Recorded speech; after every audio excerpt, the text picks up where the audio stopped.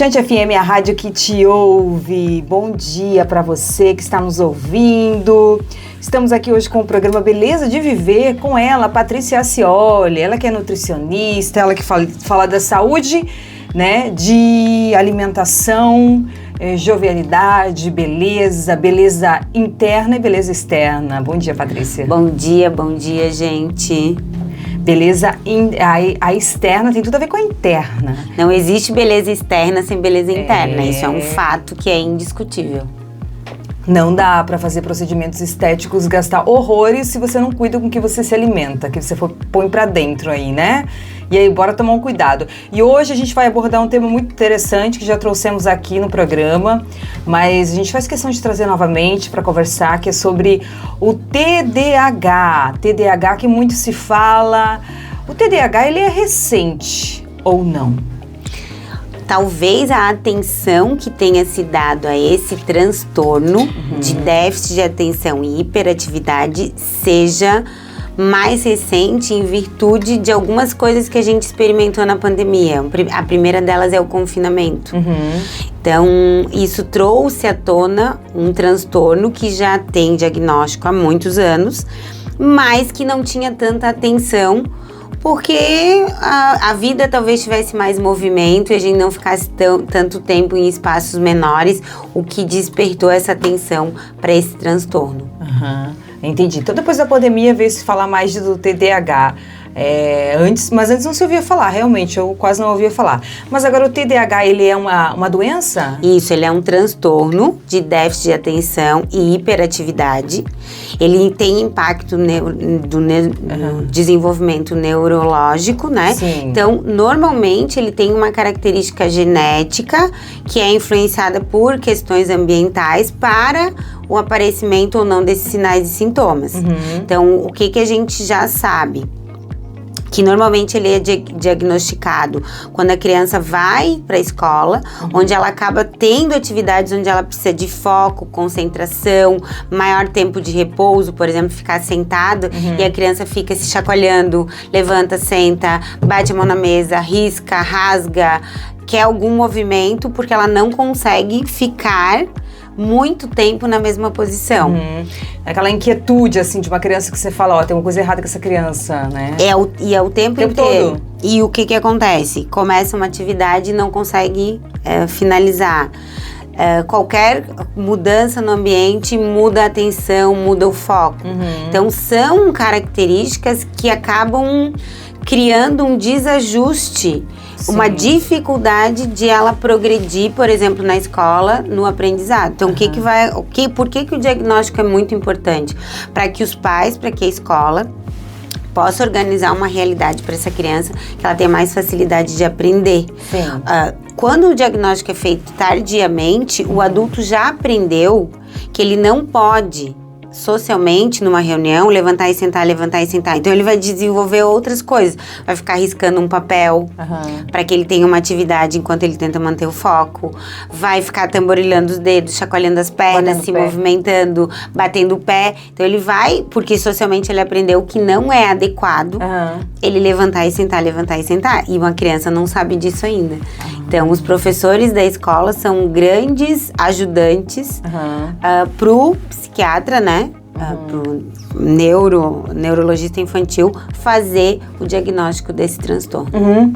Então eu posso desenvolver o TDAH assim do nada? Eu posso começar... Na verdade, tu não vai desenvolver do nada. Tu pode ter esse transtorno, mas tu nunca ter prestado atenção. Por isso que hoje se fala tanto em diagnóstico tardio do TDAH, que são adultos que lá, né, pensa a minha geração, eu tô com quase 50 anos. Na minha geração, não se falava de TDAH, então era uma criança muito agitada, que se dizia que tinha formiga na cadeira, né?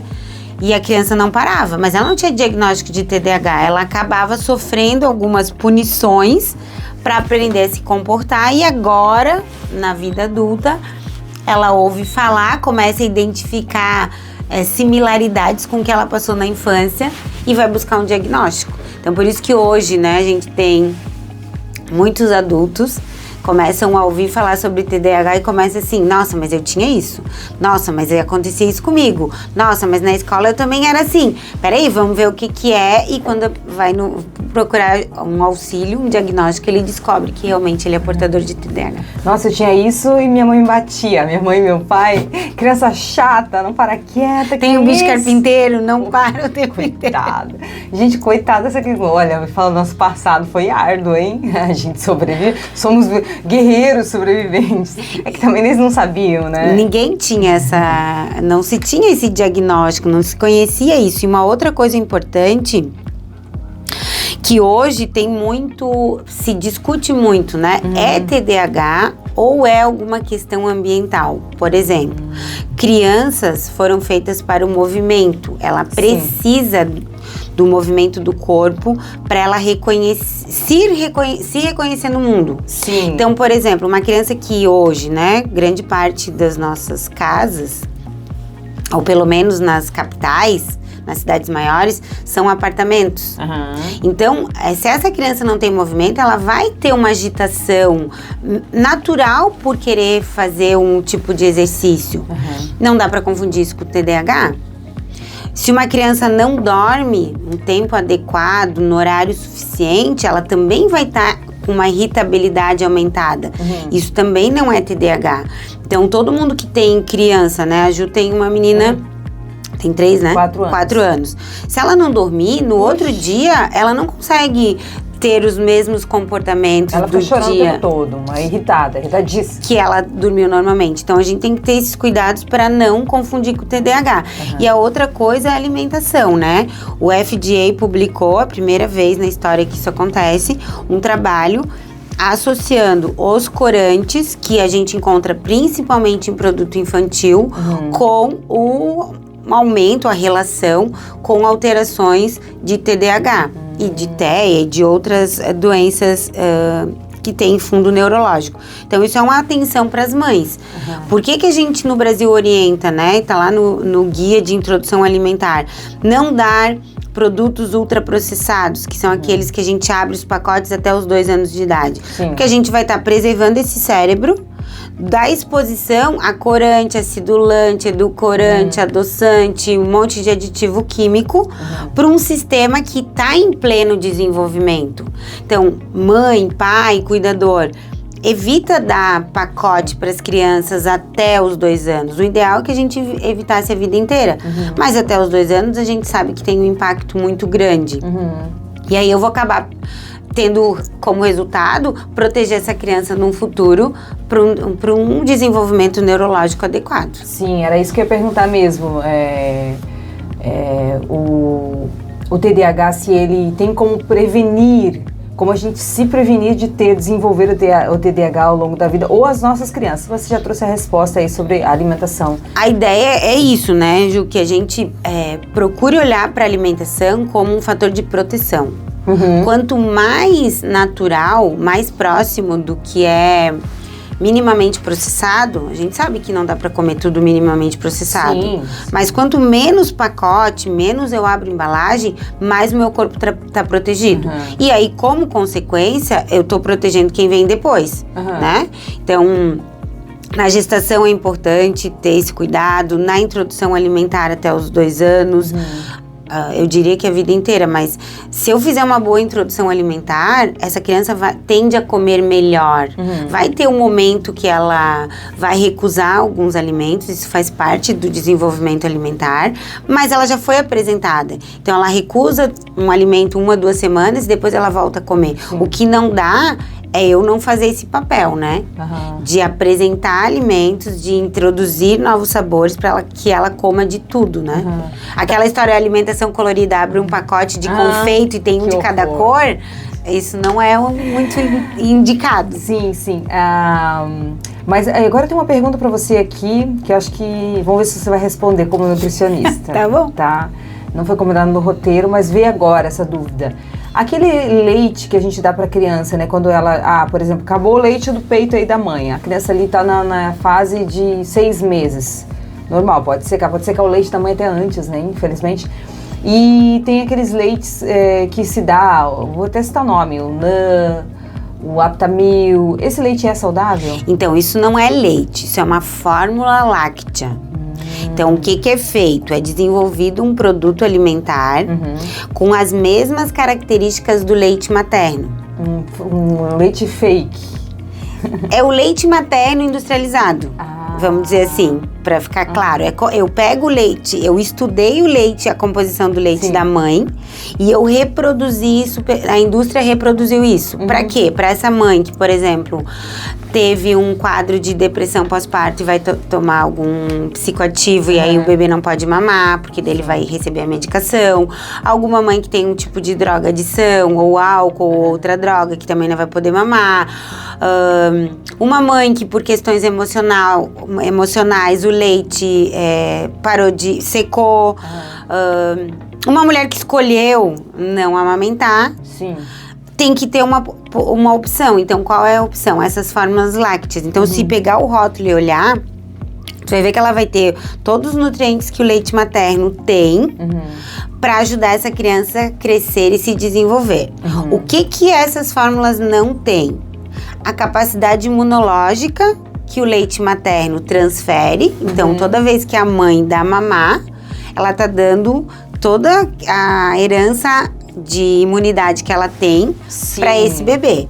E ela também, essa fórmula também não vai transmitir a minha microbiota, tudo que eu entrei de contato na minha vida com vírus, bactérias, micro-organismos, que na hora que o bebê tá mamando ele entra em contato comigo. E também ele vai ter mais dificuldade da questão do vínculo, né? Porque quando eu tô dando mamar, fazendo aleitamento, eu tenho o contato do bebê com o seio e eu tenho o contato visual.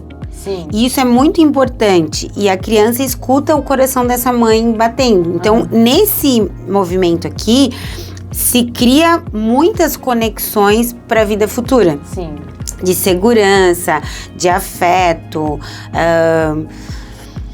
de confiança mesmo, né? E reforça a questão da amorosidade.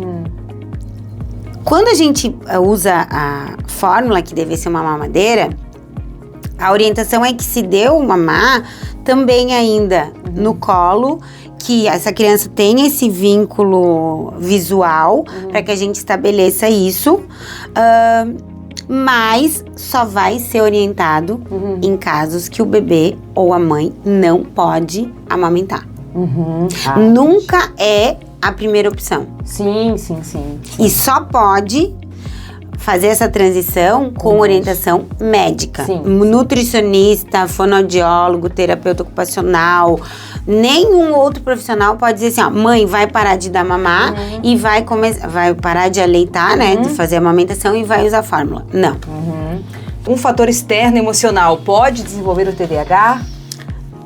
Não diretamente, mas se eu tenho já essa predisposição e nunca manifestei sintomatologia, eu posso exacerbar isso, né? Quando a gente pensa em ambientes, né, que podem desenvolver doenças que afetem a saúde mental, no adulto a gente tá falando muito da questão do trabalho. Sim. Né? Por isso que a gente tem uma nova legislação, uma adequação, na verdade, da NR1, que coloca os cuidados psicossociais que não estavam contemplados.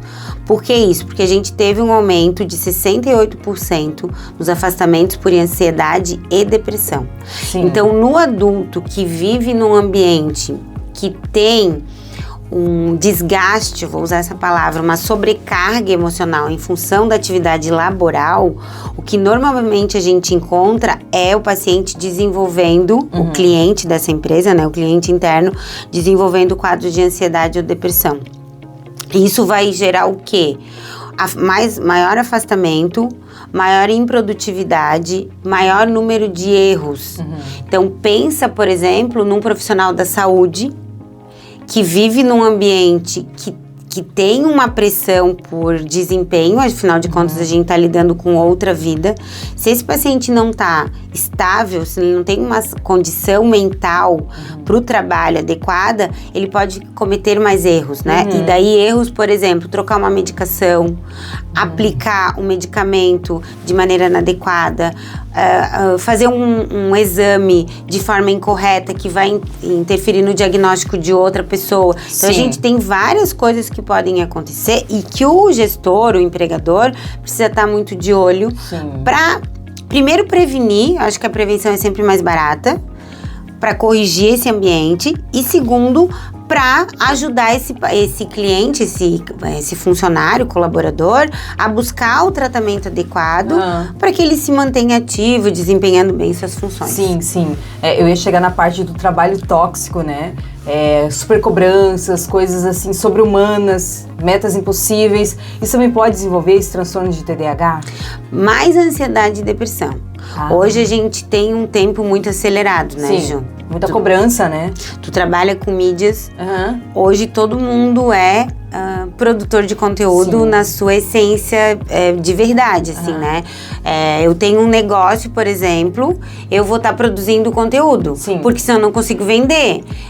E pode ser uma padaria, pode ser uma banca de jornal. Nem sei se ainda existe banca de jornal, mas... Existe algumas, né? Mas já estão se aposentando. Pode ser qualquer coisa. O meu modo de vender virou mídias sociais. E isso nos acelera. Porque além do teu trabalho, que seria, por exemplo, produzir o bolo, e vender o teu bolo, tu tem que produzir o bolo, vender o bolo e ainda produzir conteúdo para que as pessoas consigam saber que tu existe, onde que tu encontra esse bolo. Isso tem nos acelerado. Algumas pessoas acham válvulas de escape, por isso que se fala tanto da atividade física, que é um momento que eu consigo organizar esses hormônios, né? E modular o meu humor. Se essa pessoa não tem válvula de escape, normalmente ela vai empilhando emoções até que ela desenvolve um processo patológico, que pode ser ansiedade, pode ser depressão, pode ser o que a gente vê falar muito da história do burnout, que é algo que me desorganiza internamente até que manda sinais físicos externos. Inclusive ontem eu estava conversando com uma pessoa, ela é terapeuta holística, e a gente estava conversando. E aí eu fui na terapia com ela, e ela é minha terapeuta, e ela tava desabafando comigo, assim, né? E a gente é terapeuta uma da outra, é muito engraçado. Terapeutizando em conjunto. Então, trabalhando em conjunto. E aí ela falando pra mim, nossa, eu tô esquecida, eu não sei onde eu colocar a minha chave. Eu perdi a chave já, a chave do carro. Eu perdi ela num dia, hoje, ontem no caso, ontem de manhã, ela tinha perdido 2 vezes a chave do carro. 2 vezes. E ela falou, menina, eu tô muito esquecida, não sei se eu tô estressada, se eu tô cansada. Daí ela lembrou, opa, mas já faz uns 4 meses que eu não vou na academia. Faz uns 4 meses que eu não durmo direito. Faz uns 4 meses que eu não me alimento direito. Faz uns 4 meses que eu tô indo dormir às 2 da manhã porque eu tô limpando a casa, deixando a casa limpa, porque eu tenho que dormir com a casa limpa, pra eu poder acordar às 6. Olha só. Então, ela tá empilhando coisas que não permite nem que o corpo dela, durante o sono, por exemplo, se reorganize. Então, essa coisa, esses lapsos de memória, de coisas do dia a dia, é falta de atenção.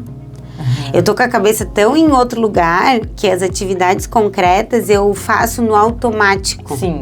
Né? Então, por exemplo, a chave eu acho que é um grande exemplo. Se eu não tô prestando atenção no abrir e fechar a porta, eu vou largar em qualquer lugar e depois eu não vou achar. E é um exercício de estar presente, né? Tem uma atividade que... eu não sou especialista nisso, mas que o pessoal do budismo, do yoga, traz muito, que é a história do estar presente no momento atual. Talvez hoje seja uma das coisas mais difíceis de fazer, que é eu tô aqui agora, a gente tem celular, a gente tem computador ligado. Se a gente quiser, a gente tá aqui e tá em todos os lugares do mundo ao mesmo tempo. Agora, qual é o nível de atenção? E isso também já tá provado. O nosso cérebro, ele só consegue dar atenção plena a uma única coisa. Ele não consegue se dividir. Eu vou dar atenção plena na Ju e no celular. Isso não vai acontecer. Sim. Eu até ensinei pra ela, você tá falando sobre, né, sobre esse movimento do budismo, do yoga. Eu ensinei pra ela um exercício que eu aprendi há muito tempo atrás, que era até de oratória, tá? Que quando fosse falar em público, e a gente fica, porque a maioria das pessoas tem pavor de falar em público ou falar na frente do microfone de uma câmera.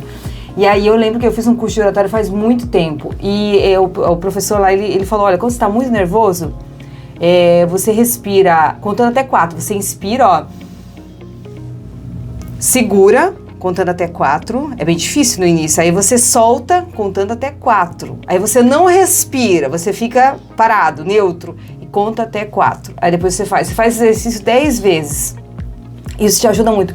E quando eu estava muito nervosa por outras questões, qualquer questão, eu fazia esse exercício e chegava a me dar um sono, uma tontura, porque oxigenava o cérebro. Aí te dava calma, te dava tranquilidade. E aí leva o oxigênio que alimenta as células do seu cérebro. Ali tá tudo, todo o segredo, né? Aí eu falei pra ela, vou te ensinar um exercício. E aí, ano passado, na faculdade, a gente teve um semestre em que foi um psicólogo lá dar uma palestra pra nós um dia. E ele ensinou o mesmo exercício. Ele falou, eu sei que vocês são pessoas nervosas, as posturas de advogados, preocupados e não sei o quê. E é o seguinte, vou ensinar um exercício pra vocês aqui.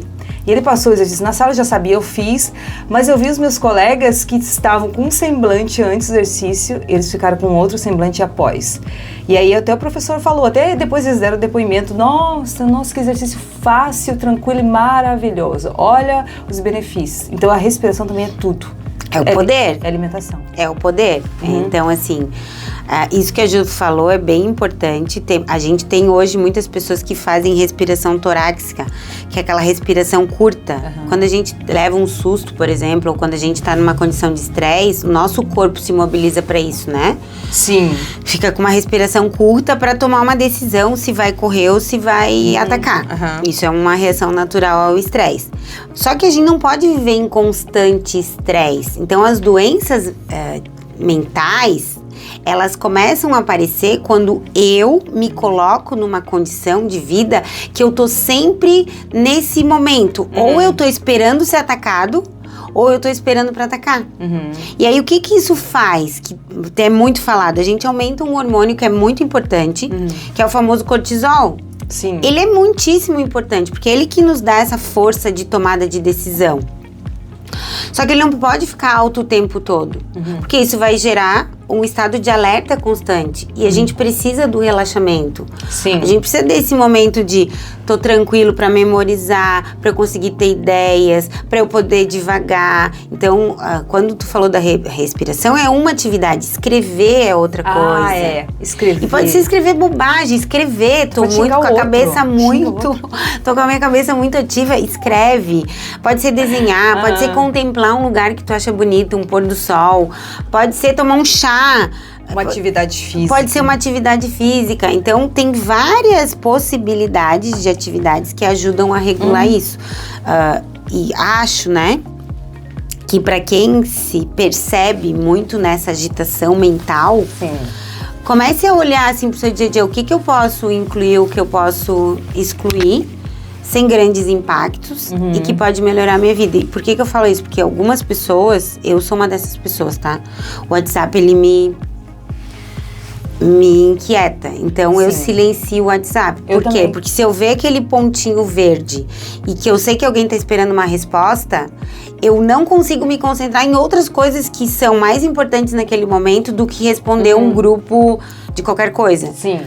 Eu já sei disso. Então, o que eu fiz? Silenciei todo mundo. Silenciou. Aí eu tenho janelas no meu dia que eu vou olhar o WhatsApp. Porque isso interfere na minha produtividade. Sim. E assim como interfere na minha, interfere na de outras pessoas. Então, isso que tu trouxe da terapeuta é importante. É eu me conhecer, para tudo que tá disponível eu conseguir escolher. Isso me favorece, isso não me favorece. Então, como que eu vou administrar esse processo? Tem uma coisa que eu não faço mais na minha vida, eu odeio, e eu falo pra todo mundo assim... Isso é forte. Eu falo assim com toda sinceridade, mas é um ódio que vem lá das profundezas, sabe? Que é um negócio que eu não sei nem lidar, assim. Eu odeio que me liguem, eu tenho pavor de receber ligação. Sendo ela de WhatsApp, sendo ela ligação normal, eu não atendo. Eu não consigo, eu não sei por quê. Aí eu não sei se é um burnout no trabalho, ou por quê, ou por quem. Aí depois eu falo assim, é urgente e tal, quando a pessoa fala, preciso te ligar, preciso falar contigo. Mas quando eu olho, eu falo assim, ai meu Deus, por que essa pessoa tá me ligando? Pode ser a melhor pessoa do mundo, a melhor amiga, mas me dá uma angústia, a angústia vem primeiro, assim, tipo, ai, tá me ligando, ai que saco, eu odeio, me irrita. Então eu já vou assim trabalhando isso, porque eu sei também que eu não posso ser uma pessoa antissocial, né? Não tem como, Tu tens que né? colocar assim, eu tenho pessoas que detestam receber áudio no... Não, áudio não é problema, é ligação. No WhatsApp, a pessoa coloca que não me mande áudios. Uhum. Então, é isso, é o que eu consigo resolver. Mas no áudio isso, eu gosto. Mas prefiro áudio do que ligação, hein? Então, Ju, mas isso eu acho que vai pra um lugar que é a história do limite, né? O limite é algo muito difícil de ser dado quando a pessoa não se conhece. A minha geração, mais do que a tua, a gente foi criado de uma forma que tinha que respeitar muito o outro. Exatamente. Então se ampliava muito o nosso limite de tolerância.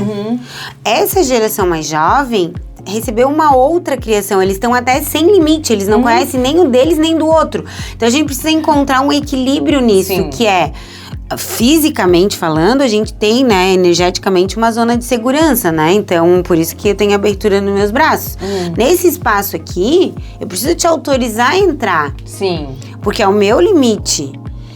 Como que eu autorizo a entrar em qualquer lugar? O celular fez isso, né? A mídia social fez isso. Eu nem quero ver, por exemplo, que, sei lá, alguém fez alguma coisa.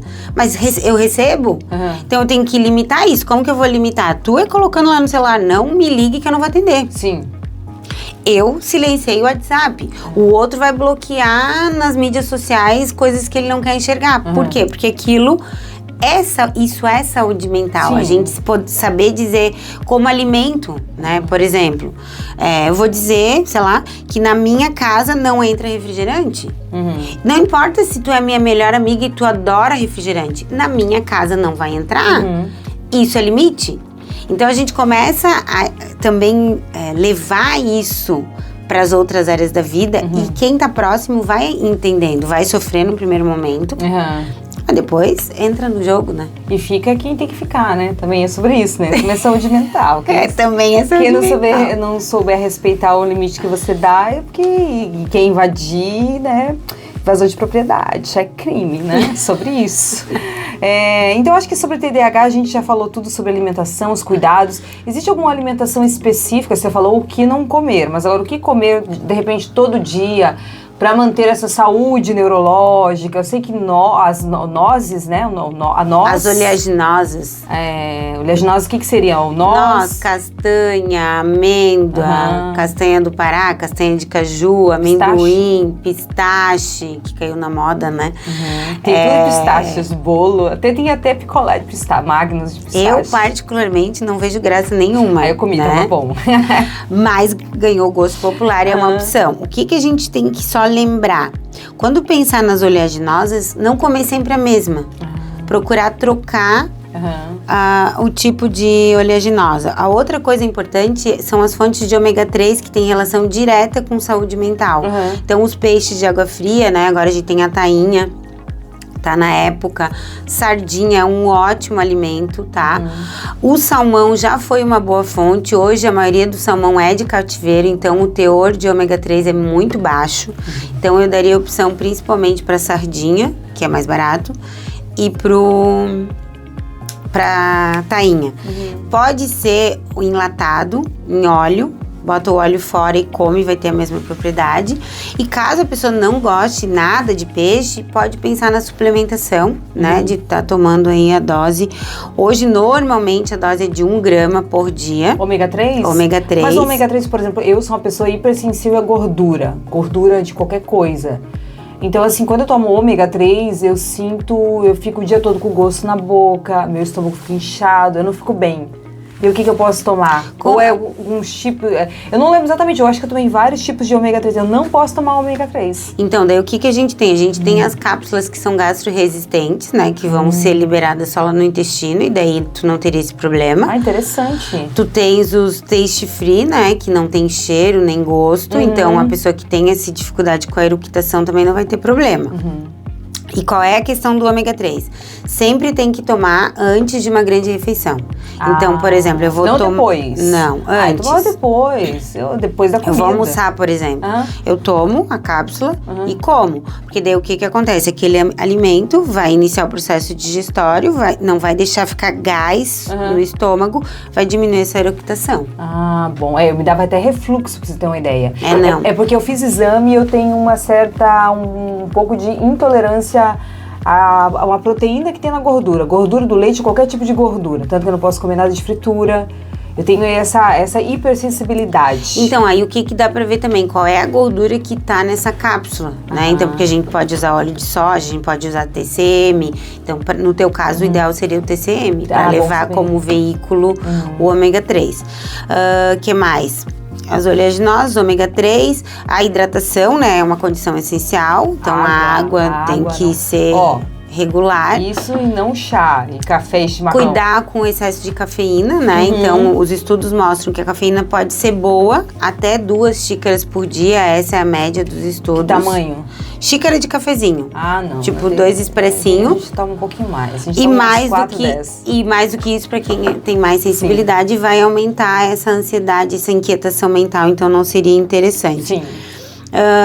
Cuidar, né, com fontes de zinco, e aí a gente entra todas as carnes, né? Então, o paciente vegetariano tem que ter mais cuidado em relação a isso, porque nas carnes a gente vai ter boas fontes, e acho que de maneira geral seria isso. E aí, claro, evitar os corantes, né, os alimentos industrializados. Se eu olhar no rótulo e tiver número, tiver corante amarelo similar a, sei lá, laranja, corante vermelho similar ao aroma de morango, corta, não usa. Se tiver corante, corre. Não é saudável. A ideia é isso, né? Os Estados Unidos já colocou que até 26 tem que estar livre de todos os corantes alimentares. Que bom. Eu não sei quando isso chega no Brasil, né? A gente não tem essa ideia. Mas é um processo, né? Porque daí pra gente exportar, vai precisar atender a legislação e aí muda todo mundo. Mas eu vou trazer um depoimento aqui pra você, né? Como nutricionista, vai ficar feliz. Eu tenho uma filha de 4 anos, a Hannah, como todo mundo sabe.